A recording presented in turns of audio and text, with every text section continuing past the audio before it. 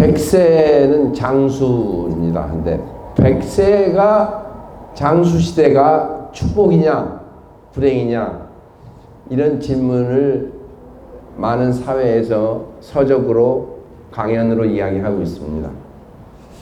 데이터를 보니까 1000명 정도한테 물어봤습니다. 35세에서 60세까지. 그랬더니 30%도 안 되는 사람들이 축복이다. 그러면 나머지 몇 %예요?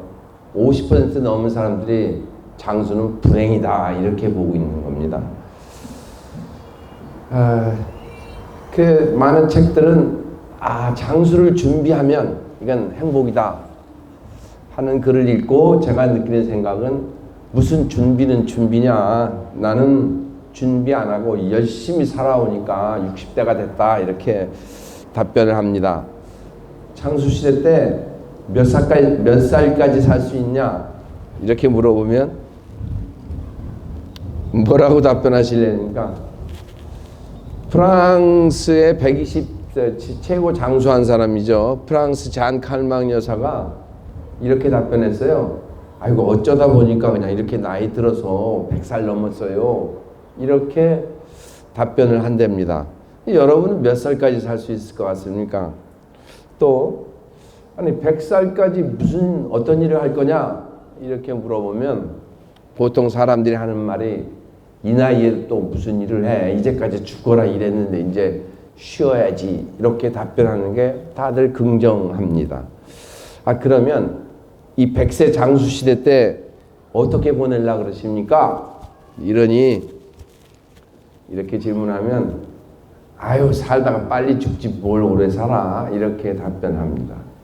이 답변이 다 속마음은 아닙니다. 저는 장수하기로 마음 먹었습니다. 그 박사님들은 120세까지 살기로 했다 이렇게 이야기를 해요. 지금 50세 분들은 정확하게 평균 수명으로 따지면 98세까지 삽니다.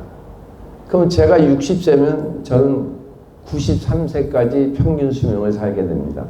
평균 수명이라는 것은 한 해에 죽은 사람들을 다 나이를 다 합쳐가지고 죽은 사람 숫자로 딱 나눈 겁니다. 그러니까 이 데이터라는 것은 그렇게 큰 의미가 없기 때문에 평균이기 때문에 최소한 저는 100세를 넘겠구나. 그러면 100세 앞으로 살려면 내 손자가 25살 때 장가를 보내면 네, 증손자까지는 보겠구나. 이렇게 저는 마음을 먹고 있습니다. 나는 장수하겠다고 마음을 먹고 행동을 하면 되는 거지 장수를 준비한 사람만 그게 축복이고 준비 안 한 사람 불행이다 하는 논리는 잘못됐다. 저는 이런 주장을 많이 하는 편입니다.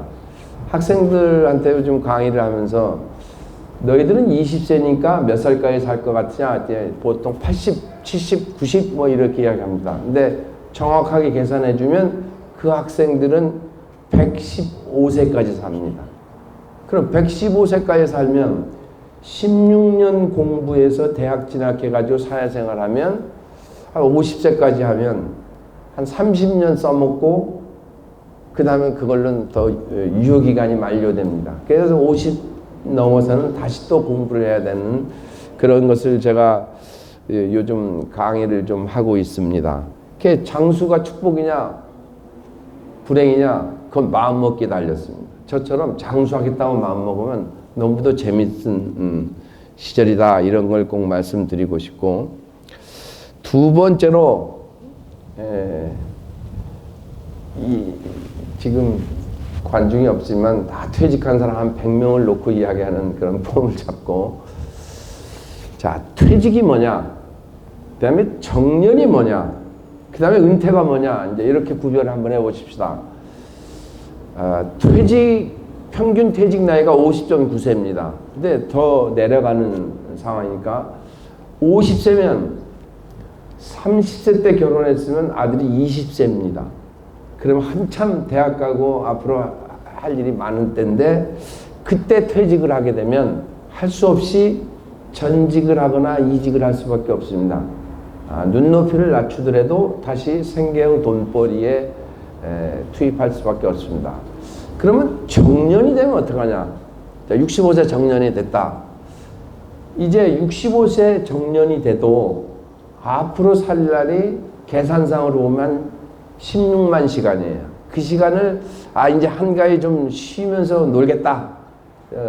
부부지간에 세계여행도 다니고 살아보겠다. 해보이 1년도 안 가고 한 6개월 정도 하면 일해야겠다 하는 생각이 들어서 정년을 맞춰도 일을 하게 됩니다.